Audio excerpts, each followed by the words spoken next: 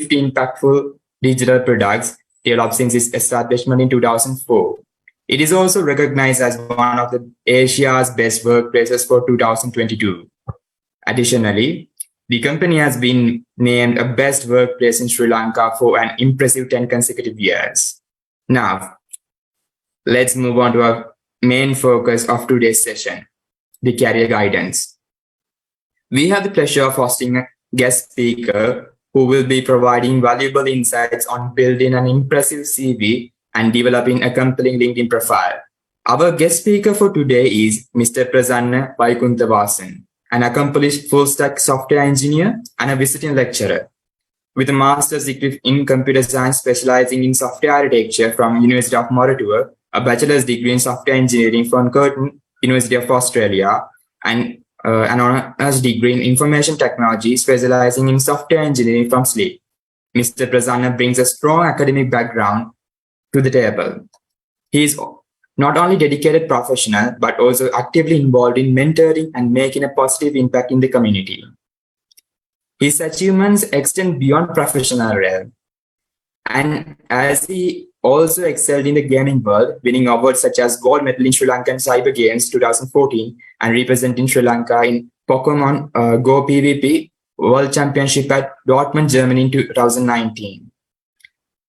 Without any further delay, let's extend a warm virtual welcome to Mr. Prasanna Vaikuntavasan as he shares his expertise on building a strong CV and optimizing your LinkedIn profile. Mr. Prasanna, the stage is yours. Yeah, thank you so much, Kavindu, for this great introduction. Let me share the screen.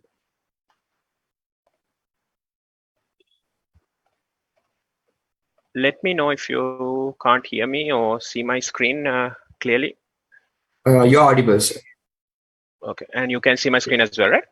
It's just sharing. We can see.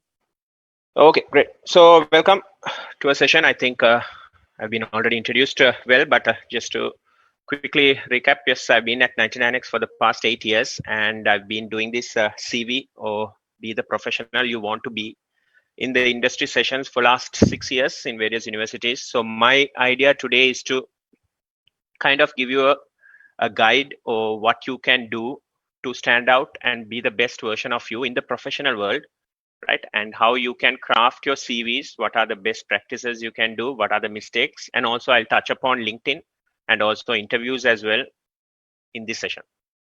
So my plan is to take the next 30 to 40 minutes to go through my slide deck, right? And if you have any questions, you can ask in a Q&A at the end of the session. But of course, you can always drop in the chat in the chat box, either to me or to everyone, where I will take up the questions at the end.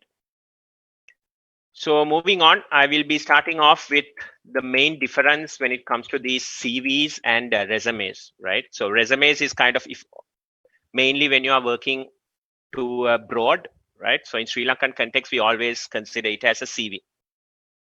So at the end of your career or at the end of your academic career, when you're done studying, everyone is going to go and find jobs, right? So that is kind of the main purpose.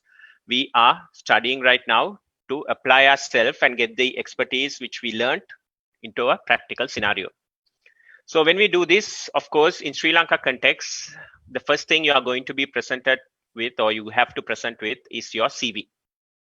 But in international standards or even in some companies who have kind of international branch, right? In some companies in Sri Lanka, they involve something called as a resume. Right. So sometimes when especially the freshers who comes out of universities get a little confused when people ask for a resume, right? Even if people ask for a CV. So the main difference I want to start off with the presentation today is the resume is just one page, right? Where the CV, what we normally send can be up to 2 to 3 pages. So of course, CVs can even go to 20 pages depending on the requirement of what we're applying. But mainly the CVs are a couple of pages where a resume is just one minimal page. So one example on the internet is about Marisa, who was an ex-Yahoo CEO until 2017. And this is kind of the example I've been showing throughout ever since I've done this session, because how it is being presented out. So you can see that the formatting, the visual representation, and the skills of her profile, everything has been presented in a way which is very unique and very creative as well. And of course, it's kind of good to see in the eye. So I hope at the end of this session, the main goal of at least my presentation, is to give you all kind of tips and kind of make you all create CVs in a way which looks very presentable, right? So of course, you can't put everything in one page, right? You have to create a CV of 2 to 3 pages, but creating a profile where you can have the most important information you all need. So in this example, you can see all what she does in a day of her life, the education, the languages, and you can see some visual representation like pie charts, like progress bars for languages to show which one is she's most expertise in. And if the reader is interested, they can then focus on the small text, right? So on the high level, on the bigger text is kind of a profile. And if the person is interested, for example, what she did in Yahoo, what she did in Google, then they can go into and read the little tiny text to find out more information. So starting off with the two differences between the CV and the resume is CV is where you kind of put all your experiences and the accomplishments. So we will go through what to have in your CV and what not to have in your CV. Those are kind of the two main topics I'll be covering today, other than your LinkedIn profile and preparing you all for interviews. But just to start off, the resume is where you only have your highlights, right? So of course, you can't have everything if you want to put it in one page. So don't just reduce the font and try to put everything what you have in the CV in a small way into one page to a resume. Of course, it won't give a pleasant experience. So the main purpose of a resume is that the employers don't have much time. They just want to see a quick glance of your profile. And if that interests, they will probably ask you for a CV or to send more information about you. So you have few categories or topics which we will go one by one in the next slide. And I told you the length is in a resume is normally always a one page. And CVs in Sri Lanka, at least we get about 2 to 3 pages, but as requirement, it can even go to 30 pages for a seasoned professional. A CV is what gives you a full history of what you have been doing, where resume just give you a small sample profile. So either it's CV or it's a resume. There's a golden rule when it comes to creating one. And that is you should be able to discuss everything you have written there in detail. So since I've been into recruitment at 99X and been seeing a lot of CVs and how they've been crafted. So the freshers or the new people who come to the industry think that they need to kind of showcase themselves in a CV. So don't write things which you don't know. So that is kind of the golden rule, right? Because what the CV or your resume is just something for us to have a conversation with you when you come in for an interview as the next step. So if you are shortlisted, when you are called upon the interview, your CV is the document which we are going to go through and have a conversation with you. So if you can't talk back on the things, or if you have kind of not been truthful about the things you have mentioned there, so the first impression itself with your own integrity will not be kind of a good experience. So you don't need to kind of put a lot of things in your CV, especially the freshers who come to the industry. We don't expect you all to know A to Z in the IT or a tech field. So I'm talking about tech because I'm from tech, but this applies to any of the fields you are going to apply. So the first golden rule is you need to be able to kind of talk about what you have put in your CV. So just don't probably listen to one of the latest trending topic in the technology programming, right? Let's say something like React Native, and you just Google what React Native is, right? And you write maybe just a hello world app or just look at a YouTube video sample. And in your CV, you put expertise in React Native, which gives the wrong information to us. Because when we have a conversation, we are going to go inside the concepts of React Native and you won't be able to answer. So that is where the visualization of the progress bar comes into place, right? So you can kind of grade yourself in different technology, right? So nobody knows all the technology in the world, especially in the IT world. Nobody kind of knows all the technology. So as an employers or the recruiters, we understand, but we want you to be truthful and tell us what you have worked with. So when I talk about what are the things to include, I will probably go into the next few slides. So what to have in your CV or a resume, right? Here it says resume, but at the end of the day, the topics should be the same. And as I mentioned before, it's a unique document of yourself. So another thing is, especially, so these scenarios I'm talking especially with the freshers, is few of the friends in a group or who hangs out together has the same template. So one person does the CV and everyone takes a copy and kind of edits the name. And if they have worked in their same project, they might not even change the project details. So this is kind of a red flag when it comes to the recruiters when they see the same thing kind of being repeated over and over again. So your CV should be a unique and creative craft of your own. So to create that document, there are a few things which you need to have, a few sections which you need to have in your CV. So I think if you have already created your CV, I'm not sure whether you have all have created a CV, but even if you have seen a CV or if you just Google a sample CV, most of the CVs you will have this section because these are kind of the main points what the recruiter or the hiring manager look for when they are going through your document. So the first one is the obvious one on top page or on the first line of the page in the center, you will have your full name, right? And you will have a contact information. So of course, it's pretty straightforward about your full name, right? But the contact information, there are a couple of things. So the first one is make sure you provide your phone number, which correctly and your updated one. There are scenarios in our experience where the candidate is really good. We selected them, but we call the candidate, it's the wrong number or the phone number doesn't work. So the hiring manager does not go behind finding the contact number of the candidate. They kind of just ignore from that step. And when you give the email address as well, it's always make sure you check the email address, whether it's correct. And I think it does not applicable for y'all as a students, but let's say down the line, right? So CVs are not the documents you create now, right? Even 10 years down the line, after you work in a company, you always have to keep your CV updated. So let's say down the line, after 10 years, you're applying for another job. You're moving from one company to another company. It's a good kind of an etiquette, right? It's a professional way not to include your previous company email in your contact information. Always include your personal email. So it is just one good professional etiquette when it comes to adding your email and also your phone numbers. So the next one is objective or summary statement, which is one of the key points or kind of something which the recruiter first looks at to find your background. So I mentioned that it's an XOR function. So if you are coming from kind of gates and if you have learned those, you know that the XOR means that you have to have one of these, not both. Some students have both thinking more the better, but actually you need to have one, whether it's an objective or a summary statement. So in my experience, this is the section which kind of confuses the freshers or the students who are coming from the universities to the industry. So I have few sample objective and summary statement, the goods and the bads in the next few slides.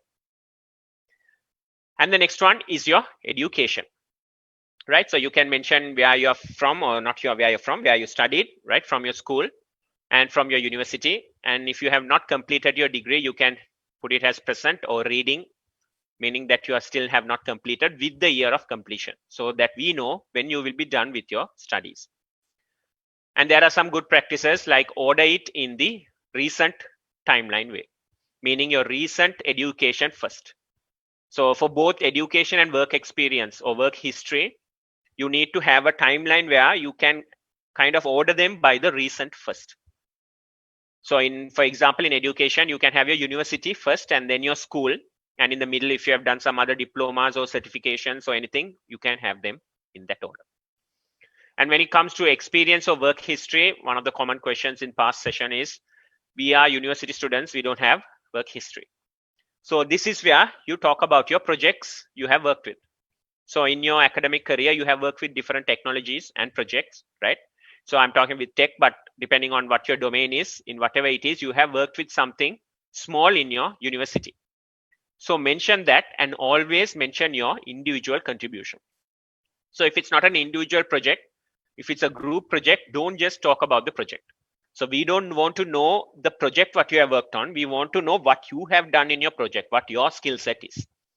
So if your group project, of course, have to be divided individually. So in your contribution, what are the technologies you have worked with, your experience, everything you can mention here. And of course, the most important one for us when it comes to a tech company is the technical skills. So this is again where I'm saying not the things you heard about, right? The technologies you have worked with.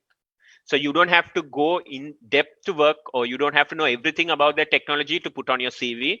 But you also should not put the technologies you just heard from a friend in your CV because you just heard it, right? So you need to have some experience. You need to have at least the basic concepts of those technologies mentioned in your CV. So these are the 5 sections, right? We will go into one by one now into how you can craft your best CV after this session.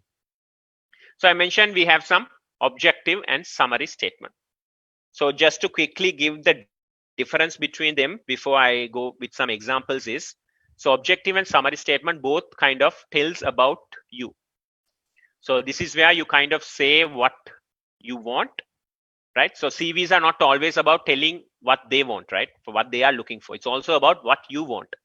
So here you can say about what backend programming, front end programming, or you want, let's say the company, I'm taking just examples here, right? Let's say you're applying for Dialog and they have different branches.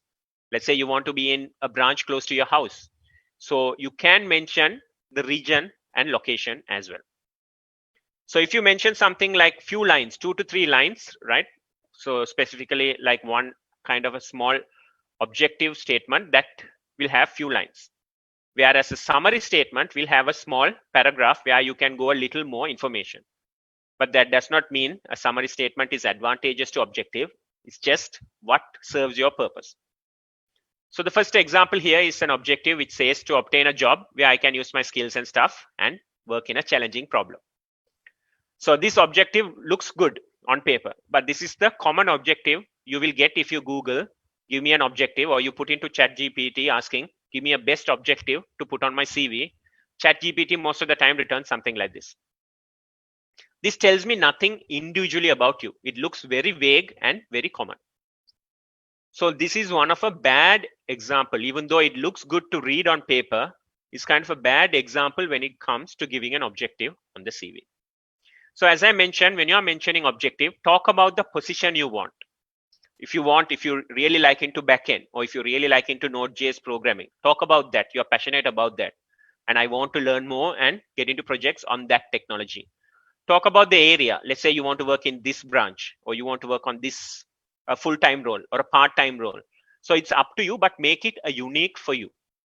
Don't just put a common objective like what everyone puts, like I want to just use my skills and experience and solve problems for you and work in a team environment.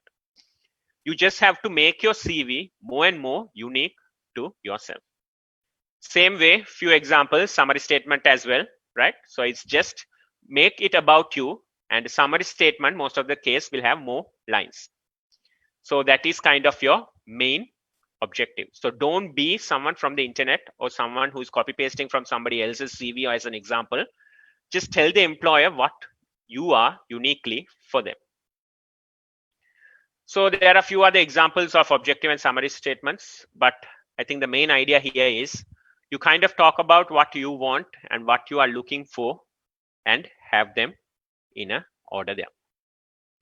So the next topic after personal information and objective statement or summary statement is your education and then your work experience. These are kind of the heart of your CV, including with the technical skills, right? So this is what is going to define your CV for us to kind of get an idea what you have worked with. So with your education and work experience, so of course, if you're a student, you have not worked before, it's only going to be your education and projects.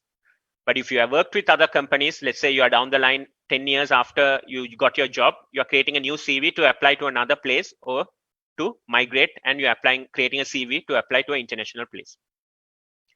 What you do here is either work experience or education, as I mentioned, it needs to be in the order of the recent timeline. What you have done latest should be mentioned first, and then you go in an order. So what the main purpose is, let's say I'm reading your CV. When I go through that order, I kind of get a full timeline of your life, right? I will say, okay, you studied in this school, then you went to this university, then you started working here. So it's kind of gives the reader a good experience as well. Always have qualifications. So my advice when I do this session is don't only depend on the degree or your qualification you get from the university, Right now in the industry, there are so many opportunities, right? There are certification, there are online certification, there are hackathons, there are competitions, you name it. There are so many opportunities out there where you can stand out from the competition. So your goal should be, when you graduate, you are not the only one, or you are not even the first 100 who are graduating. If you take around at that particular time at your career fair, there'll be so many universities, there's so much of competition for you all to get into your dream job. So always make sure you'll stand out, meaning do extracurricular activities, hackathons to competitions, and you can include them in your CV, right? So if you get some certificates, always mention as a good practice which year you get the certificate. So one example is, let's say you got a Microsoft certificate developer. Let's say you got it in 2005. If you don't mention the year, we would assume that you have the latest one, right? Because they kind of update their certification every 2 years as well. And once you get a certificate, most of the time it has an expiry date. For Microsoft Azure or those examples, it's normally 2 years. After 2 years, your certificate is expired. You need to kind of update your knowledge and take the certification again, of course, as free of charge, because you're just updating. So always mention which year you have done the certification, right? Don't just mention the name of the certification. One other thing, always mention your grades, right? So if you don't mention your grades, it's an assumption that you don't have good grades, right? So people sometimes assume only if I have the first class or 4.0 GPA, you need to mention the grades, right? When you come to industry, you'll realize that the classes and the GPA and the tops, of course, they are good, but they are not the only thing that matters. Even if you have the second class, upper, lower, mention your grades, right? So if you don't mention it, they are going to assume that your grades are poor. That's why you have not mentioned. And when you are mentioning your university, do not use abbreviation, right? What I mean is, I think for y'all it's SLTC, if I'm not mistaken, right? So this example, don't put UOM for University of Moratuwa. Always write your full university name, right? You have no idea who's going to read it, if it's a local person or an international person. Mention when you started it, mention which year you finished it. Let's say you're still doing it, mention you are currently doing it as present or reading, meaning that you're still doing it. Then you can mention the year which you are planning to finish it. So the other one is, do not miss any of your small certification or education as well, since this will be your CV, right? So we have come across people, when we call upon to interview, they say that they have completed this certification in Udemy or some online site. But then when we ask why you have not put on the CV, they just didn't think through that will make a big value. So always make sure you focus on your education, work experience, and the technical skills, right? Because this is what makes the heart of the CV, where people look for your profile. And of course, when it comes to professional qualification, right, always include the relevant one, right? So don't go to an IT tech company and include your award at probably a cooking competition, what you have done in school. So you made a salad and you won an award in a cooking competition. Don't include that in a IT CV, right? It means that you kind of ran out of things to include, so you just included it.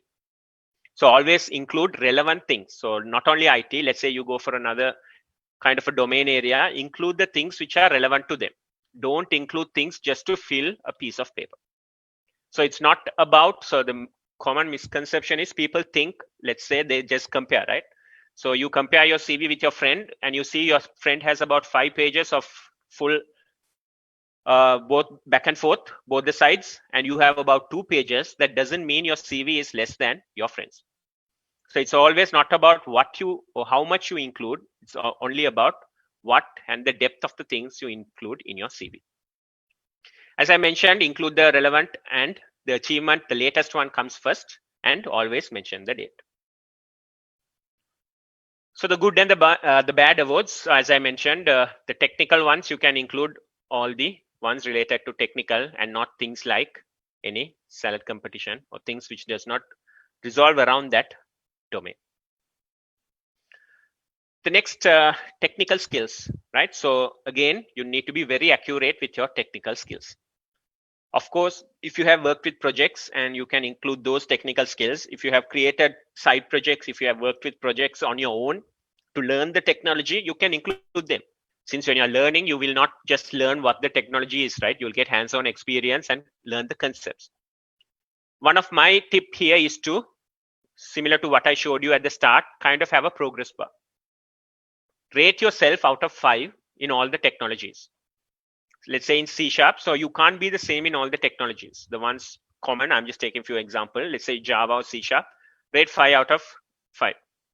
And in JavaScript or TypeScript, rate 3 out of 5. So that gives us an idea how you rate yourself and how you are comfortable with that programming language. So rather than just putting in a list of all the programming language from top to the bottom, rate yourself. It can be even like a beginner, advanced, or an expert as well. And I added this point because it always comes up in session. Students ask, since they take part in a lot of volunteer activities with UN or any clubs in the university, you can include them as your extracurricular activities when it comes to your CV. So next is kind of a hack, or not exactly a hack. It's just kind of a tip when it comes to applying to a place where you are kind of wanting to for a long time.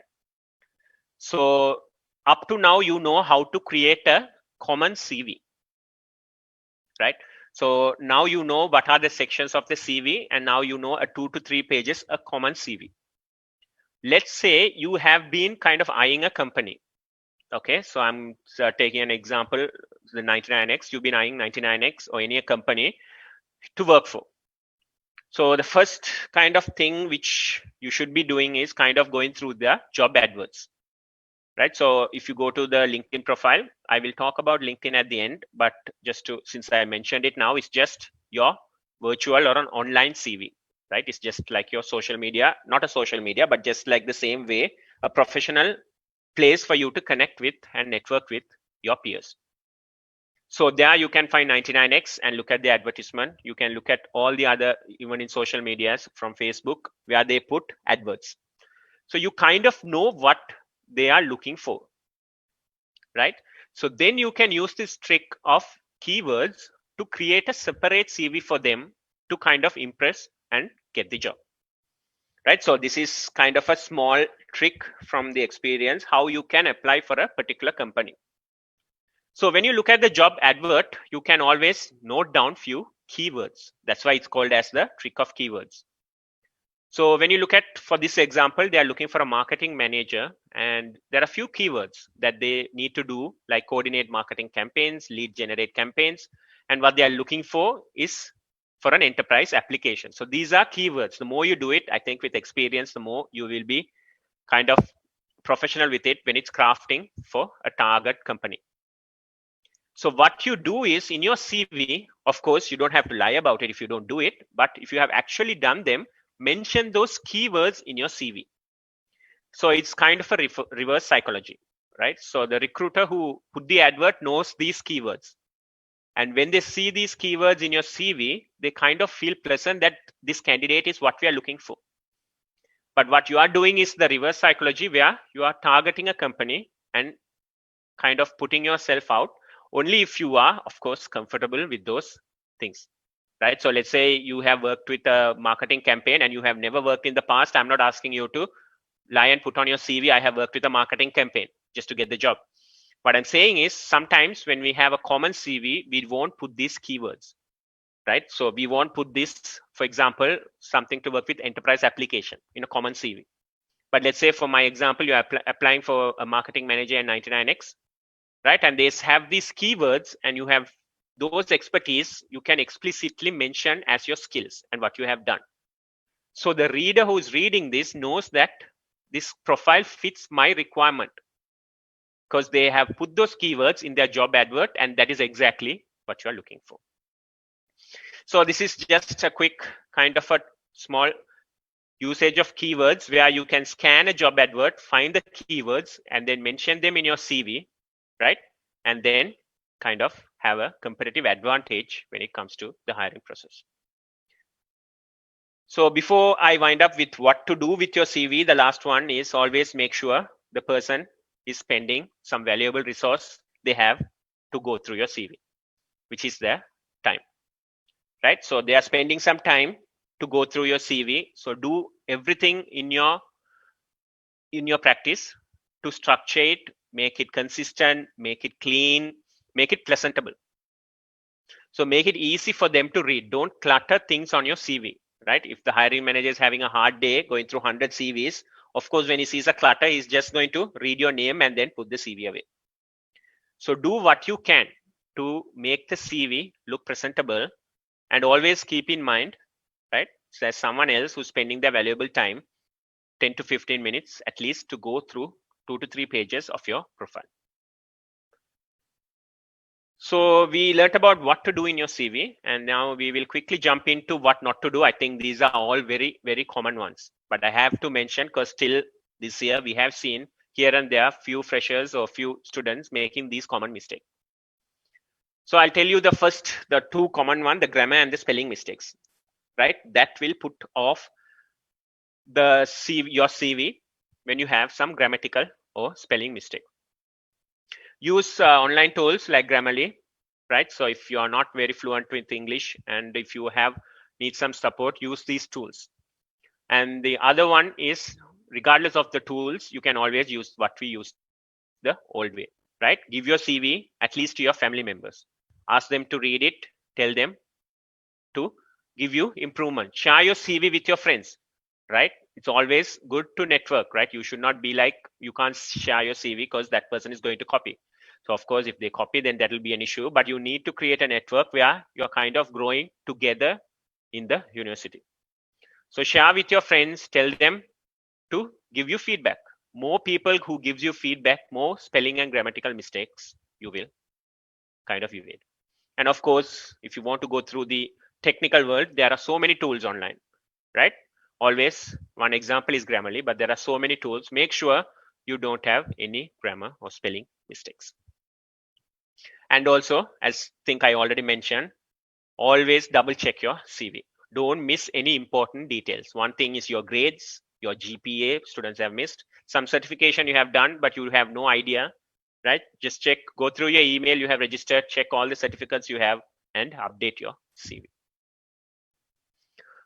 So now you have a CV, right? So let's hope that you got something out of the session, and now you have a document, a Word document, right? Normally of 3 pages, you have put something here and there, and now you have a CV. Now, before you package it, I just wanted to have another common question. So these are few common questions I'm answering here and there because it's been asked in a like previous session, is whether to have your photograph in your CV. So if you ask me, I would say if you are in a position to place a photograph, a small one on the right top, go ahead and place it. But if you don't place it, don't feel gutted or you feel bad about your CV that it doesn't have a photograph and you have sent it without a photograph. Let's say you forgot to add a photograph and you have sent it. Because having a photograph is not mandatory. It's a personal preference, right? I would recommend, if you all can, just have a small one on the top right, right? Normal CV formatting is on the top right. Yeah, you have your latest professional looking photograph, not the selfies you took at the parties which are on Facebook. The photographs needs to be a little professional and it needs to kind of represent a professional version of you. If you don't have a photograph, you can skip the photograph on your CV. And the next main thing is convert it to a PDF. It takes a couple of seconds to go to Google and say Word doc to PDF. Don't send Word doc. It's not professional in the industry. Always convert your CV to a PDF file and rename it appropriately. Don't just send my CV version 3033.pdf to us. The good practice is always put your name, right? And call it a CV or a resume and put an year. I told you that this is not a document which you will create now, get a job and throw it away. CV is something you will always keep updating in your life, right? So always mention a year. So down the line, when you want to update it, you can save it as a different year. Then you can kind of even compare your CV. And the next one in your packaging is your cover letter. So in CVs, we kind of have 2 to 3 pages. So you don't need to explicitly send a cover letter. But let's say you have been requested to send a resume, which is a 1 page. So of course, I told you can't put everything in the 1 page. So what you can do is with your 1 page resume, you can send them another cover letter. So this is like you telling them, so this is my profile, the short version. If you are interested, you can read my cover letter as well. So if they are interested in you only, they will be having a look into your cover letter. So it's just nothing but you talking about what you are looking for in the job, your strength, weaknesses, and thanking them for taking the time. Right? So you should not depend on your cover letter. right? What I meant by depend on your cover letter is there's no 100% guarantee that they're going to lead it. So on CVs, you don't send a cover letter normally, right? You can send it, but it's the common scenario is when it comes to resume. Since you are only sending one page with your highlights, the others you can kind of mention it in a letter, and if they're interested only, they will go through it. So here you can talk about what you're looking from the company and why are you kind of interested, right? Even when it comes to Sri Lanka, Colombo, so many IT companies are there. So why are you interested in joining WSO2? Why are you interested in joining 99X? So why are you interested in joining this place? So you can talk about your strengths, weaknesses, and things like this. And as a good practice on the cover letter, it's always good to mention your availability for interviews, right? So if you are chosen, it looks professional that you have mentioned your interview slots available. So they don't have to call and ask you for a free slot. And always, regardless of whatever you do, you should thank the person who is reading it because they took their time and went through your profile. So just some good and bad example. I think the bad one is pretty obvious. The timeline is wrong. The way it's marked is wrong, right? So you have to kind of describe more about your projects. So in the bad one, you can see it just says IT support assistant. So here you have to mention what your individual role is. So this is kind of a good and the bad CV example. And before we move into the online CV, the LinkedIn, I want to mention about referees in the CV.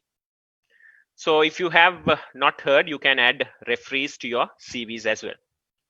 So this is where you will add people who have professionally worked with you as a referee in your CV. So you can see the bad CV example at the bottom, there's a reference added, right? So you add their name, where you have worked them with, their contact email.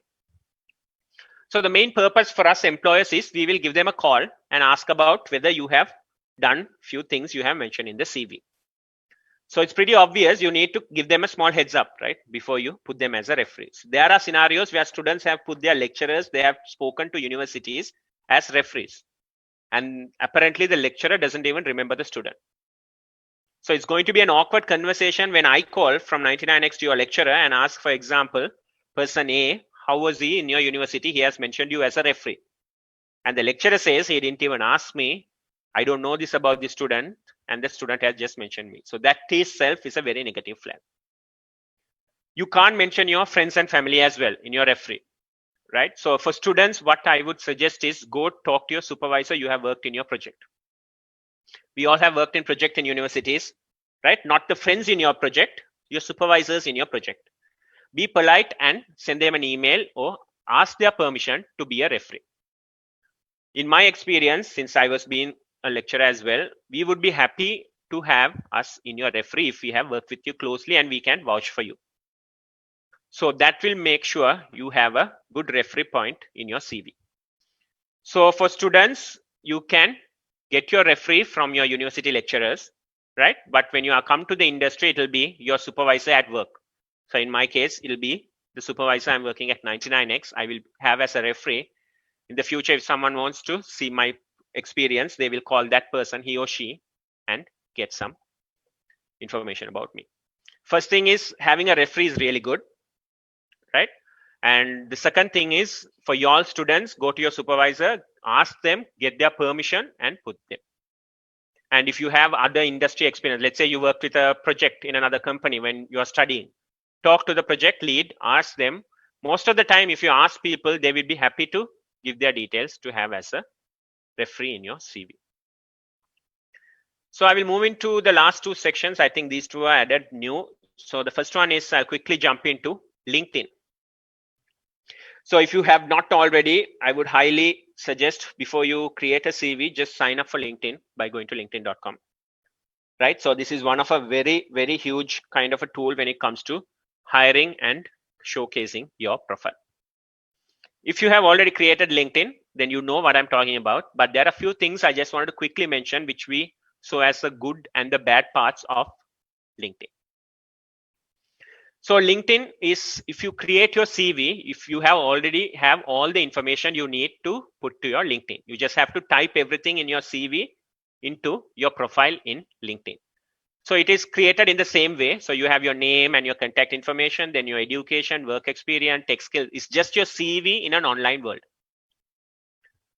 First thing I would tell you is have keywords in your profile, right? So in your profile, when you go to LinkedIn, right? So if you, after you create and if you go through, play around with LinkedIn, you'll get some idea.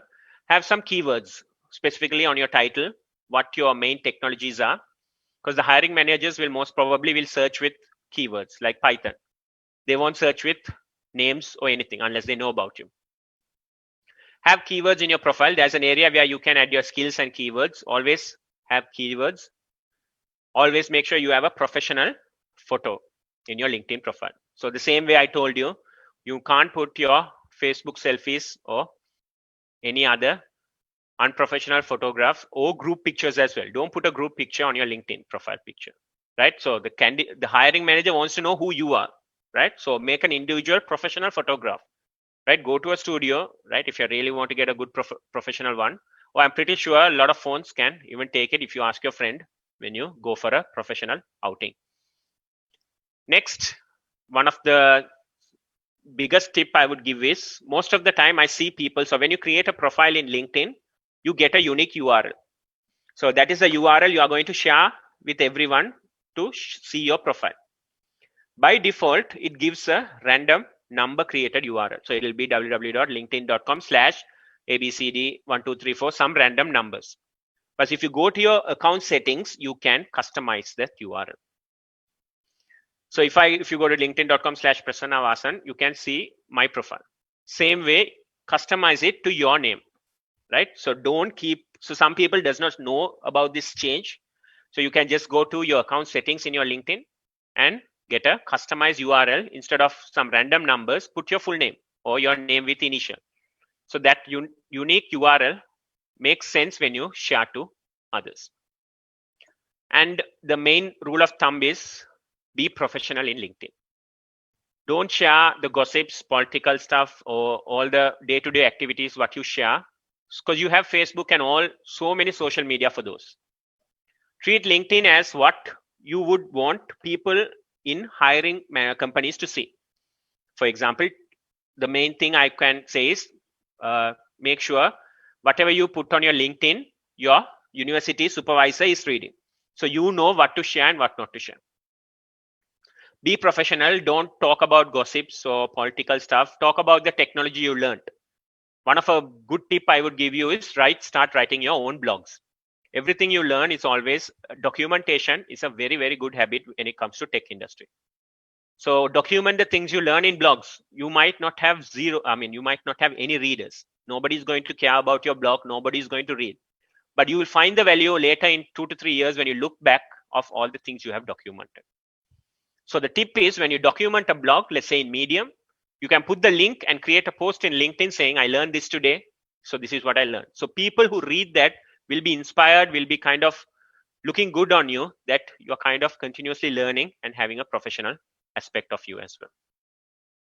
So these are few tips, right? These are not the only tips. There are so many things you can do in LinkedIn, right? But when you create your CV first, so you have your starting point, create your LinkedIn account, do all these good stuff, and then kind of convert from your CV to your LinkedIn. And of course, as I told you, this is not something you're going to just do now. This is something like, even now, 10 years down the line, since I've been in the industry, I update both my CV and the LinkedIn periodically. And my last slide, this is something I think I'm doing for the first time since now post-COVID, but since till the interviews, most of the interviews for you all are done online. Right, so this was more prominent during COVID, but even now, a lot of tech companies are adapted to working from home. So most of the time, at least the first interview, they won't ask you to come to office. They will ask you to they'll send you an email with some information to join. So quick few things before I wind up my session is on this interview, right? So interviews are kind of a precious situation, right? So even if tomorrow, if I'm going to an interview, I'll be nervous today. Right, so it's kind of normal. So accepting its interviews are normal is kind of the first step. Right, so interviews are there to be comfortable and talk about what you have done. So if you remember, I talk about not putting things on the CV which you don't want to mention. Right, so interviews are things which you need to kind of put forward in a way where you're going to go there and talk about yourself and what you have done. So in the CV, if you are being very truthful and you have mentioned everything in the CV what you want, then on the interviews you will have less time being nervous but a comfortable conversation. So quick thing is always join the meeting link, right? So it can be Zoom, it can be Teams, it can be GoToMeeting, whatever it is. Not 5 minutes before the session, right? Join one day before the session. Join and see whether your mic is getting connected, whether your mic is working, whether your webcam is working, whether you look good, whether the lighting is good. Do that one day before. Most of the scenarios, students joins 5 minutes and they're kind of setting up their laptops, their mic and the light, and then it kind of gives a bad impression because we are waiting. And then when you're comfortable with the tool, so it's just one Google search away to learn about the tool, right? When you're comfortable with the tool, always join at least 5 minutes before the meeting, right? Always join, be there on time, look in the camera, talk about what you have done. Always have a glass of water, right? So when we talk more things, we get a little choked up, right? When they keep on asking you, pressuring you with 100 questions and you start sweating.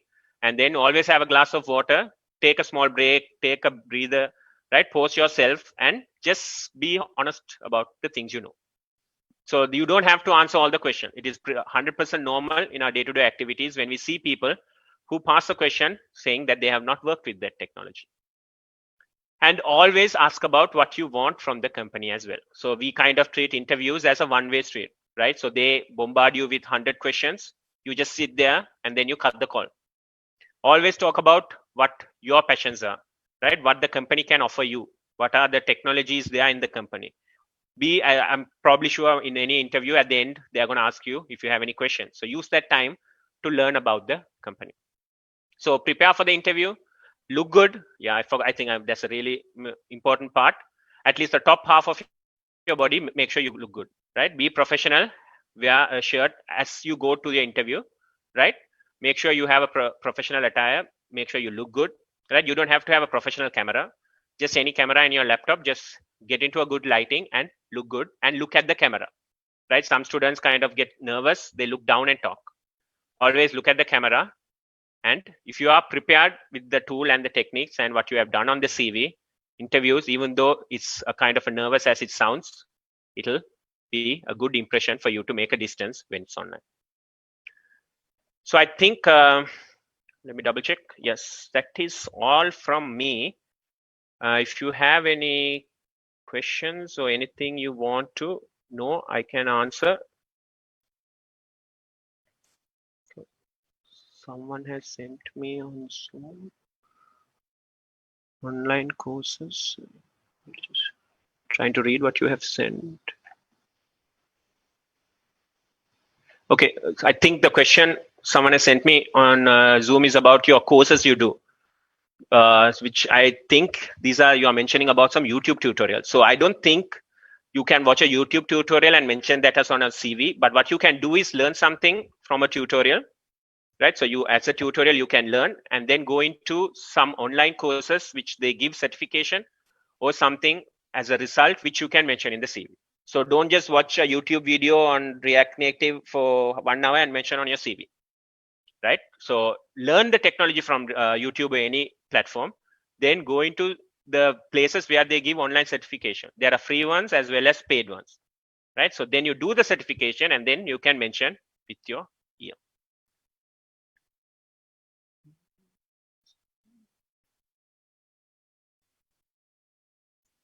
CV AI powered is kind of a hot topic right now. So talking about AI powered CV scanning, of course, a lot of companies do it, but most of the companies, at least from what I relate to, kind of have a manual scanning process as well, right? So when you have a graphical interface and the AI is scanning, of course, you are not in control of what is getting missed and what the information is.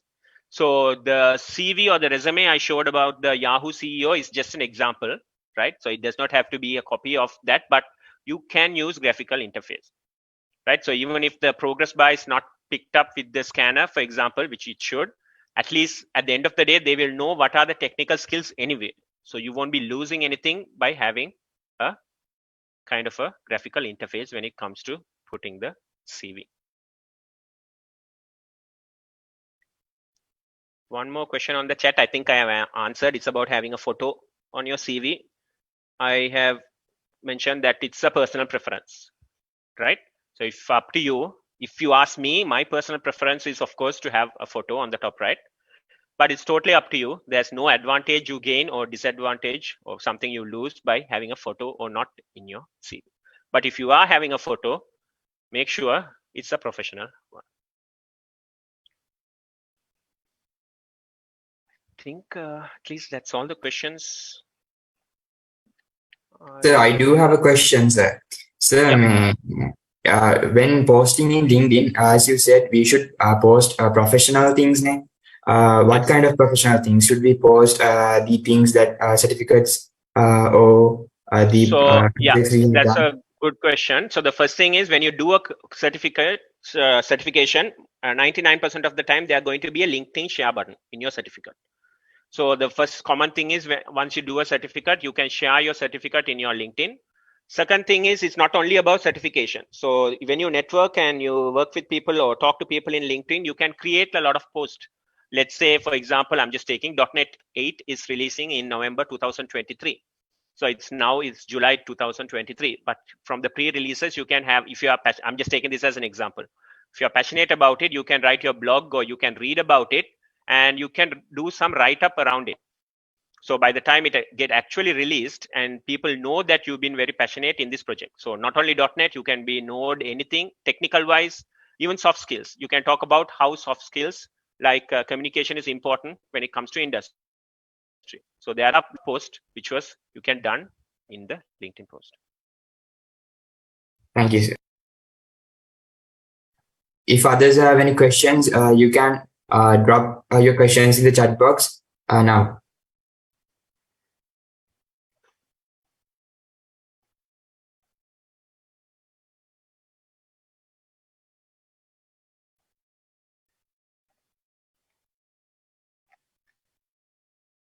Seems very okay. It's either they understood everything I told or nothing Yeah, makes it seems sense. like they don't have any questions now, sir. Yeah, so we'll continue, sir. Thank you, Mr. Prasanna, for an insightful session that will undoubtedly help our participants navigate their career path. Uh, Before we wrap up, it's time to show our appreciation to you, Mr. Prasanna Vaikuntavasan, for sharing his valuable insights and expertise with us today. Mr. Prasanna, we would like to present you with a digital token of appreciation as a small gesture of gratitude for your impactful session. Please accept this token, sir. Thank you very much. Let me take a Yeah. quick picture of it. Yeah.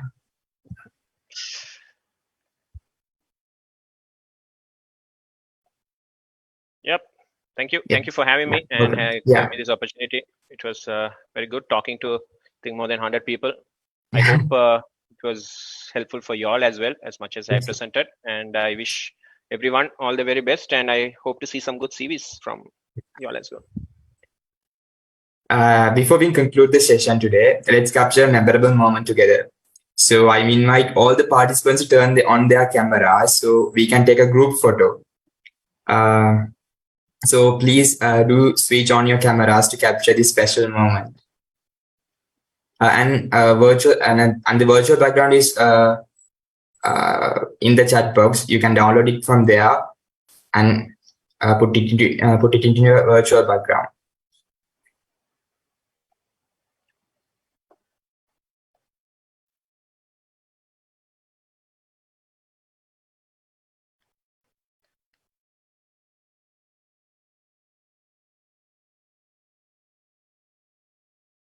Recording stopped.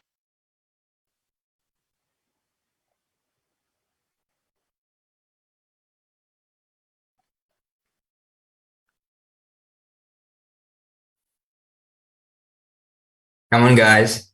Let's take the group photo now and switch on the cameras for that.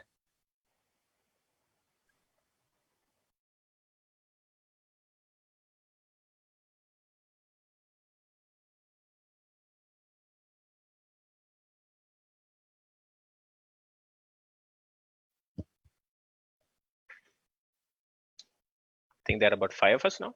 Yeah. And I see a lot of people running away. Think they're very shy. Yeah. They're leaving the meeting.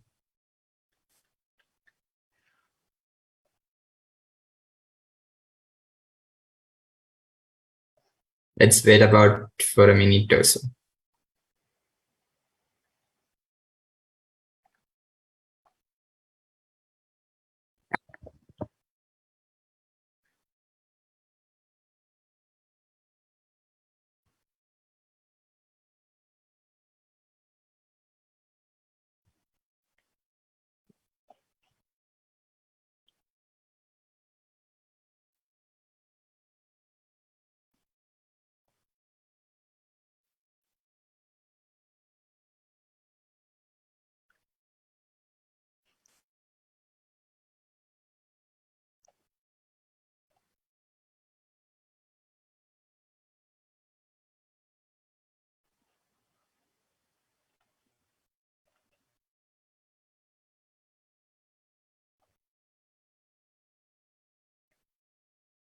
All right, then let's take the group photo in 5 seconds. And 5, 2, 3, 2, 1. So can a member of OC take the photo? Now.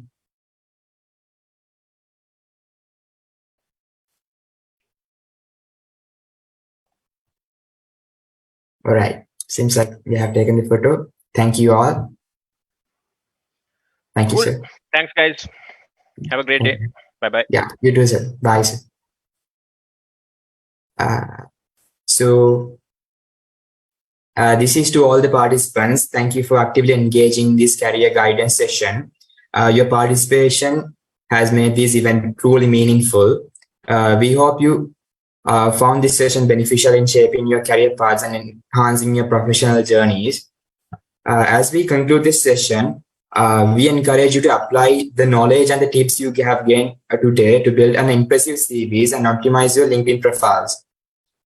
And in the upcoming session from the Career Fest, you will have the opportunity to face mock interviews, and 99X will help you to develop your CVs for your future interviews. This session will be also held on 17th at the Trace City Expert Premises. So build your CVs now and make sure they are strong as possible. Today,